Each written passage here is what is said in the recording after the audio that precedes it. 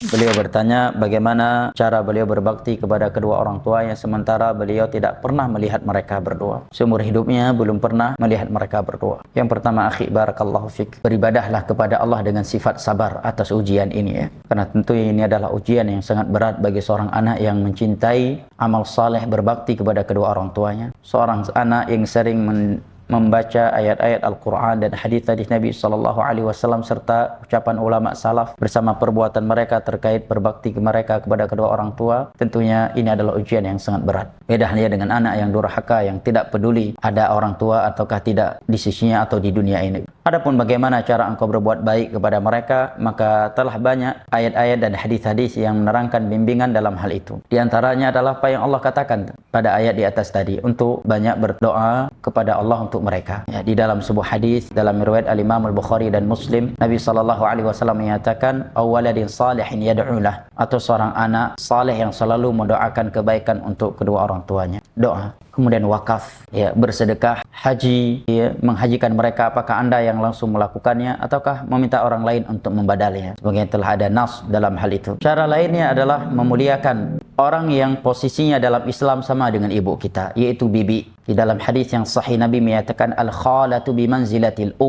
seorang bibi berkedudukan layaknya seorang ibu. Sekalipun mungkin di antara kita diuji oleh Allah dengan bibi yang tidak baik, yang kurang akhlaknya dengan dia, tapi jangan lihat itu. Tapi lihatlah hadis ini, berbakti kepadanya seakan-akan dia adalah ibumu yang masih hidup. Cara lainnya adalah memuliakan kawan-kawannya jika kita mengenal mereka, dan wasilatul arham allati la tusal ila bihima, menyambung silaturahim yang biasanya seorang anak tidak menyambungnya kecuali dengan kedua orang tuanya. Berdoalah kepada Allah Jalla wa Ala agar Allah mempertemukan antum dengan kedua orang tua antum. Kami juga memohon kepada Allah Jalla wa Ala agar Allah mempertemukan antum dengan kedua orang tua antum yang belum pernah antum lihat selama ini. Semoga antum dikumpulkan oleh Allah Jalla wa Ala bersama kedua orang tua antum di dalam syurga firdausnya pada hari kiamat kelak, ma'an nabiyyin was-siddiqin wasyuhada'i was-salihin wa hasuna ulaika rafiqa. Amin ya rabbal alamin. Dan ini juga tamparan keras untuk saya pribadi dan segenap ikhwan wal akhwat ya. Lihat bagaimana saudara kita diuji oleh Allah Jalla wa Ala. Seumur hidup dia di dunia dia belum pernah lihat orang tuanya dan dia tidak tahu di mana kedua orang tuanya. Tapi beliau ingin